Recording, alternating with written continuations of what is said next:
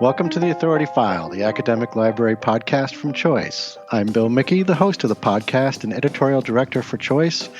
And now that we're a few series into the podcast, I want to remind you that we've made our episodes available on several platforms. You can listen to us on our own website, choice360.org.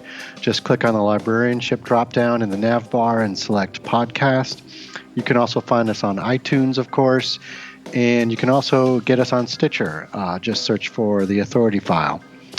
But no matter where you listen, be sure to leave us a review or share that you listened to the episode on your favorite social platform. Just remember to tag it with a hashtag AuthorityFile.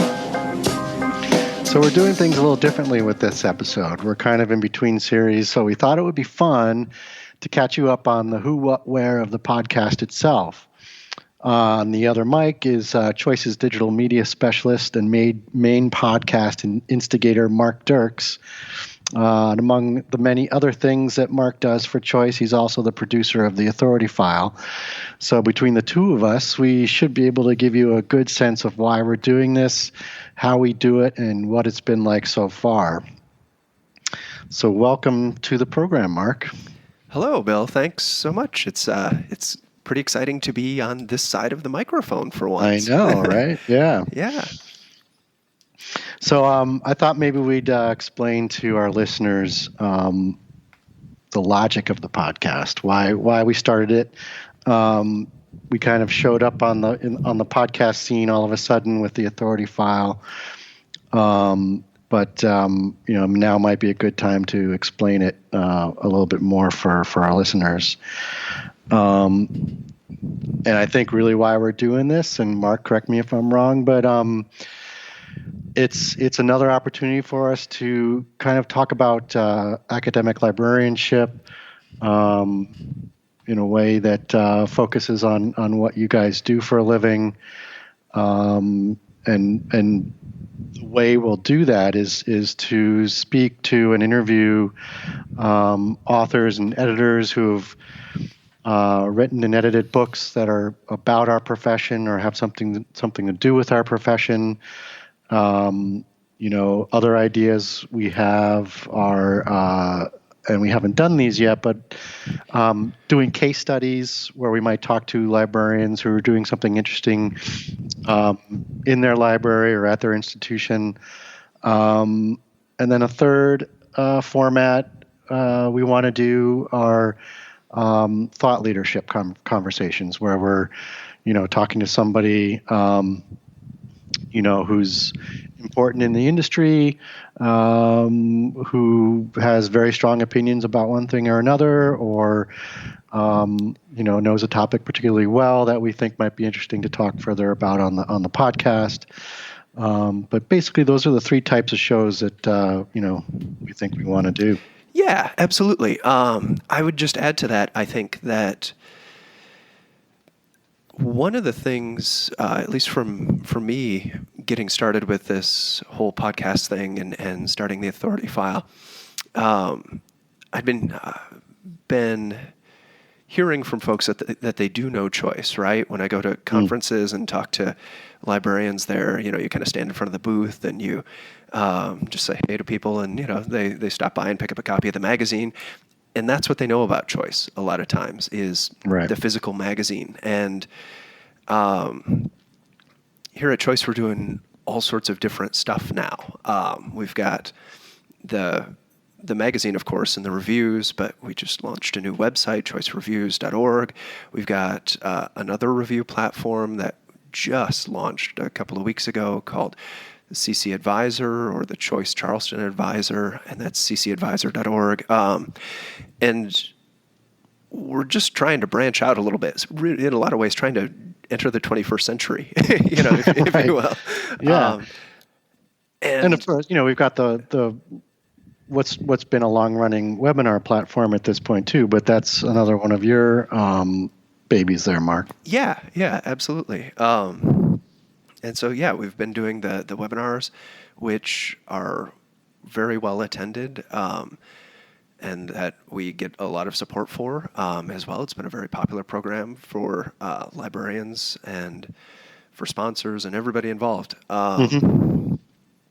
And Yeah, and I think in a lot of ways the webinars and the podcasts, run on a parallel, except for the fact that, I think with the podcast we're able to, while we might be talking to very similar people or talking about similar topics or themes, this is an opportunity for us to really have a conversation with these folks, rather than whereas in a webinar situation they're really kind of talking at the audience, and here I think we're more in a sort of conversive environment. Yeah, no, I would agree with that. There's, I mean, almost all of the webinars, start with a PowerPoint deck. Here in the podcast, we don't have any PowerPoint decks, which is both sort of exciting, right? Because we get to do all sorts of different things. But it's also, it can make it a little bit less structured and free us up a bit. So yeah, I think that's one of the really cool things. And to bounce off of what you were talking about a little bit earlier, Bill, I really think that even in the podcast so far, we've had a bit of the sort of thought leadership and those sorts of things that have started to come out in the program. We've been talking to editors and authors and folks like that, but I mean, even when we talked to like Ray Pun and Megan Houlihan in the first year experience episodes, I mean, they were talking about like what's going on in the field. What are some of the trends in first year experience librarianship? Does it have to be part of the library, or is it part of a larger strategy that the university has for getting and retaining first year students and making them as successful as possible? And to me, I think that's sort of getting at a bit of that thought leadership, or with Bobby Newman, when she's saying like hands down, like no, or maybe not maybe that's the opposite way of putting it, but like, yes, we absolutely need to think about patron privacy, and it should be top of mind. And no, we don't ever need to give away anyone's data. I mean, that's a strong position that I think she had the opportunity to articulate here. Yeah, no, that's a good point, Mark. I think one of the things we definitely try to do with these episodes is when we're talking to the folks who are editing the books or authoring the books, is to get at a position that they're taking on a particular topic. Especially with something like protecting patron privacy. There could be multiple ways of looking at what privacy means to patrons, and I think Bobby and Bonnie, in their book took a particular position on that topic, I think what we try to do is pull that out, talk about it, and that'll be true, I think, for any conversation we have. But yeah, I think, whether, you're an editor or an author, if you're writing a book or putting a book together on a topic that has something to do with academic librarianship, I think that inherently makes you a thought leader. So yeah, I think thought leadership is a given for any of the episodes that we do. But I think if we were going to do a quote unquote thought leadership episode in particular, we wouldn't be focusing on a particular book necessarily. It would be more about a trend, or some sort of recent development in our industry that this person would know something about. Yeah, absolutely. And I think we've got a few of those in the works. Honestly, we coming up next after the first of the year. We're looking at doing a few. We're tossing around some ideas for things that we might do, and some of those are very much like focusing on information literacy, focusing on research methods, things like that. So, I think we're already getting there, even though we've only done 3 or 4 months of this, which is kind of hard to believe.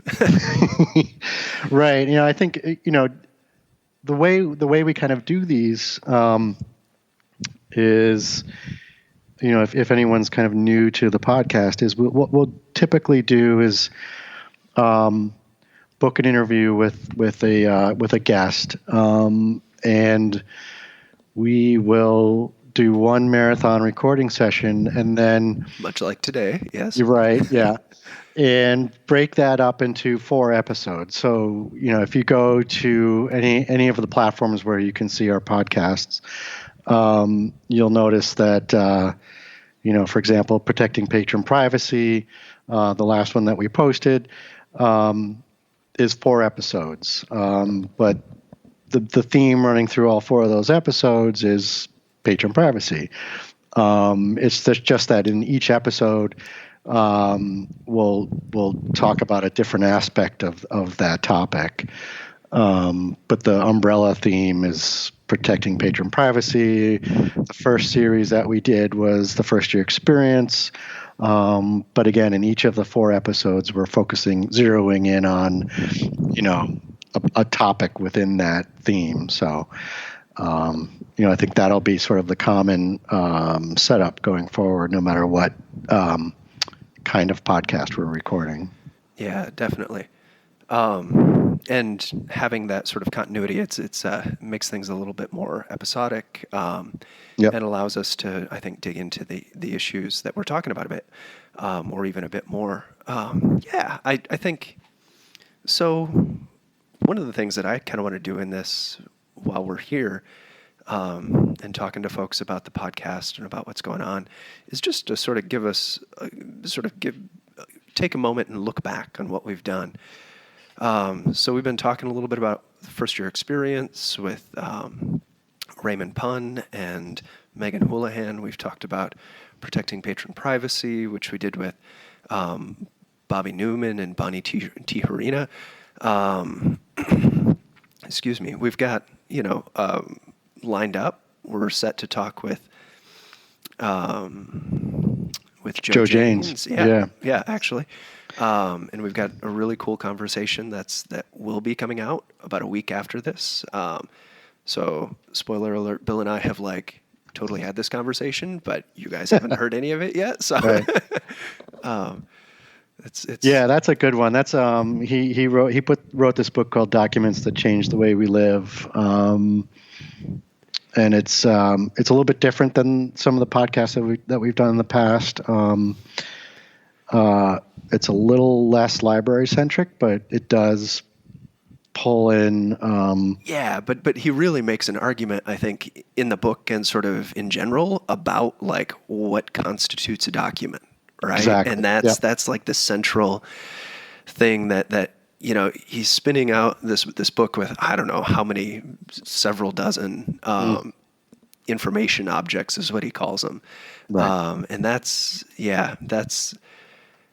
and he looks for the information stories behind them. So in his words, and he explains it better than I ever will, because that's what he does, right? But yeah, he really, even just if you sit down with this book and look through the table of contents, he's put it in chronological order of sort of the creation of each of these objects. But some of the objects themselves are, because of their extensive lifetime, the Rosetta Stone is one that I think you guys talk about. That information object, it comes from thousands of years ago, but it's impacting and being impacted by the world even today. And so right. that's the sort of story that he's telling, which is just super interesting, I think. Yeah, no, you're exactly right, Mark. I think that's a major point that comes across in our conversation with Joe, is that,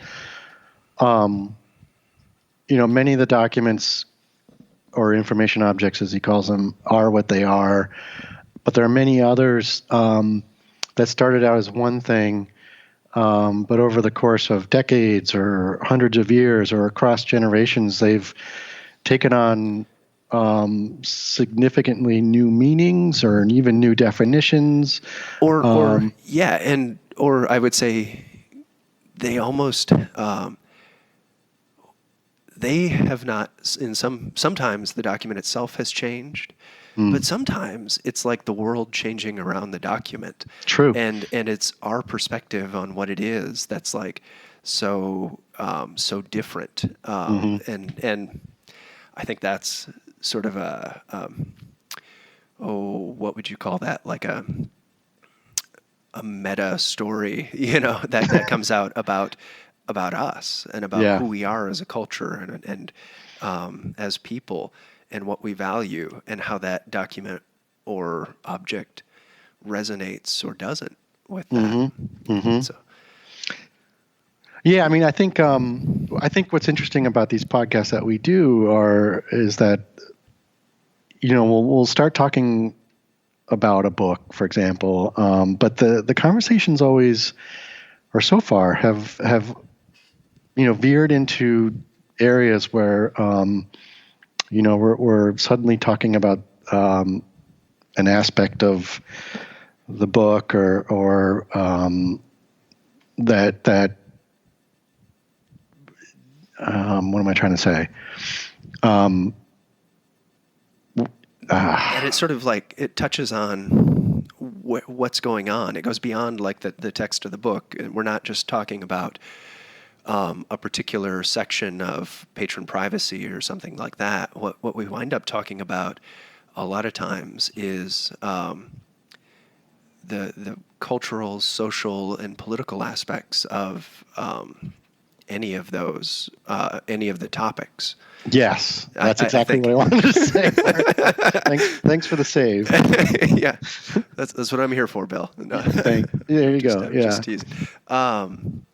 But yeah, so I think in looking back at the couple of episodes and that we've done so far, I think one of the things that I want to do here is give you like a look behind the scenes and into sort of our personalities, both Bill's and mine, and hopefully we're bringing out the personalities of the people that we're talking to a little bit, and giving them a microphone, quite literally, into which to speak. But one of the things that happens is on these podcasts and on the webinars, I can tell you for sure, is that things go wrong. Like on one of our webinars, hopefully no one who has watched any of our webinars, the ACRL Choice webinars, which you can find at hashtag ACRL Choice Webinars, which is a very inventive hashtag, I know, but it works well.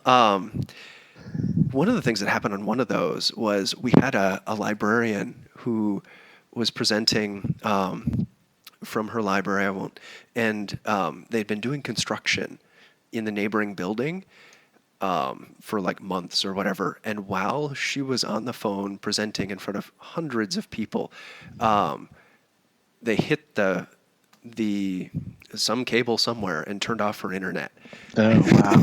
And so so at that moment, it's like, okay, we've got her on the phone, and we had her a minute ago, and it's just going beep, beep. That's like too bad. Yeah. And so what do we do now? What do you do? Yeah. So what you do is you take care of it.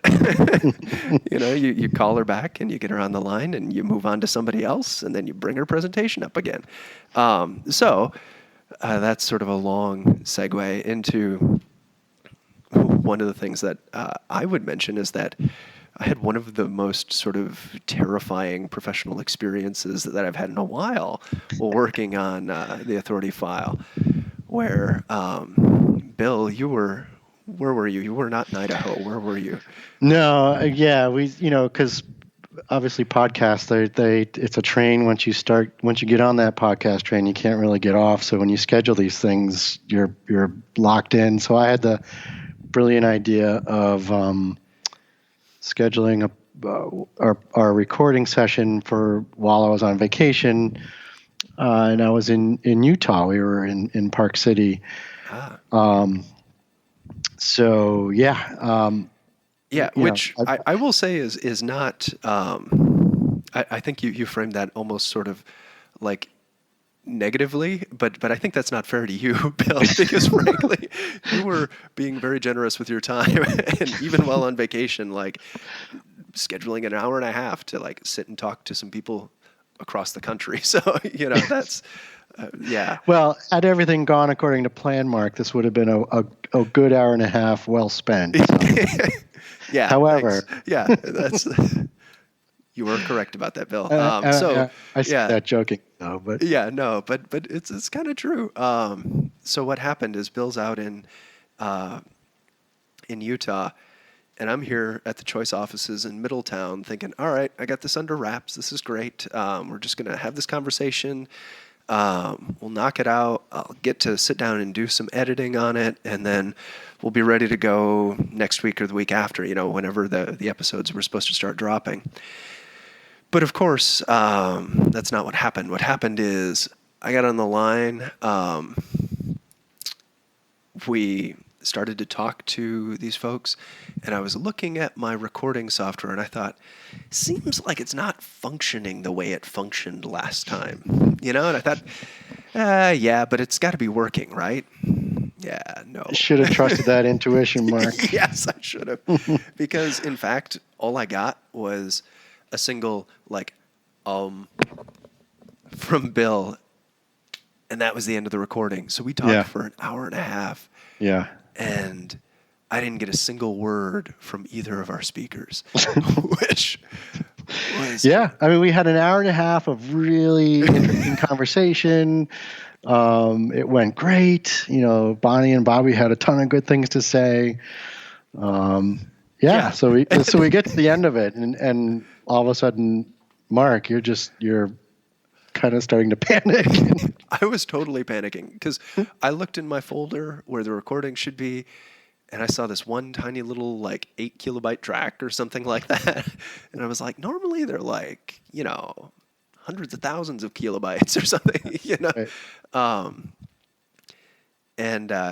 So no, it was completely gone. And at that point, I started just quite literally sweating and sent Bill a couple of text messages, and then I figured by the end of the day I needed to make sure that we were able to get this podcast recorded. And so I sent an email to Bonnie and Bobby, sort of mea culpa, saying mea culpa, I have failed.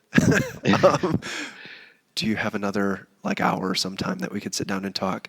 Yeah. And at the end of the day, I think Bonnie and Bobby were both incredibly gracious, as were you, Bill, to carve out a little bit of time.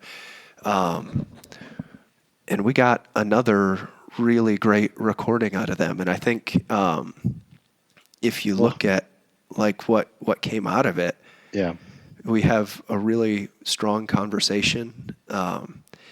And it opened up some things that maybe we wouldn't have gone in that direction had we not had an initial conversation that sort of gave us a warm-up or a practice session. So I think it was good. I was going to say that.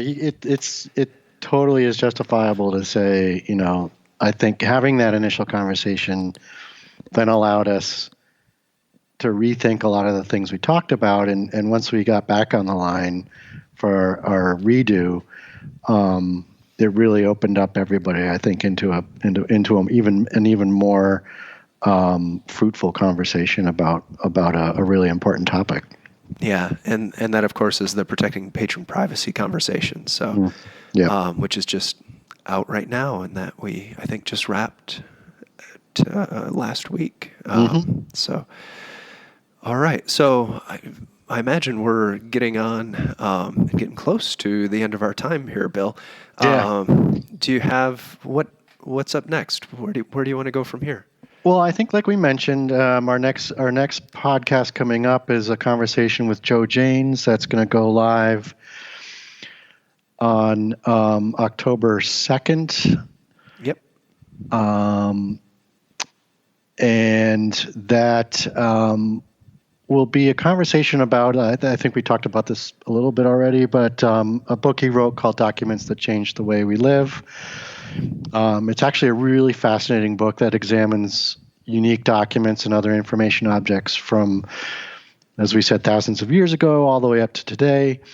And Joe's descriptions of these items weave in all sorts of historical and archival context, but again, always focus on that informational value that they have, and especially how a document's particular definition changes over time.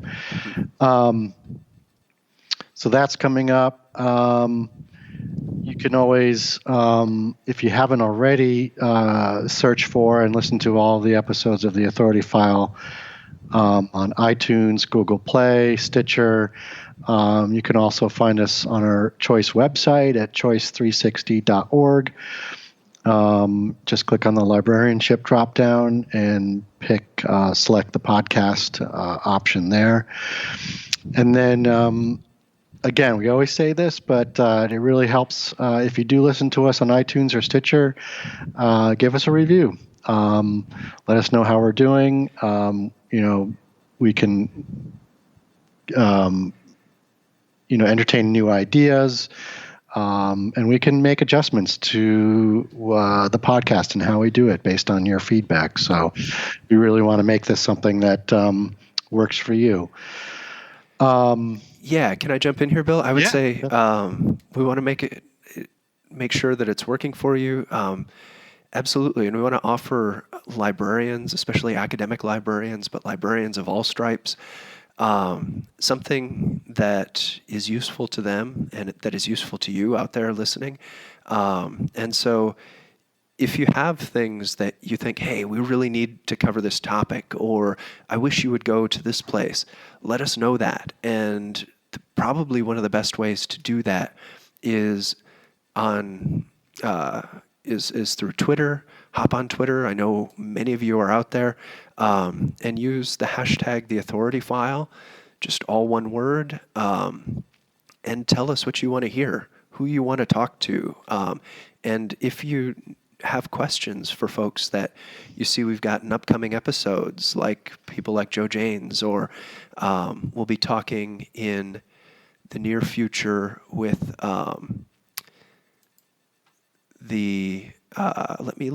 with the authors of a new book out from Rowman and Littlefield that I have to locate. There we go.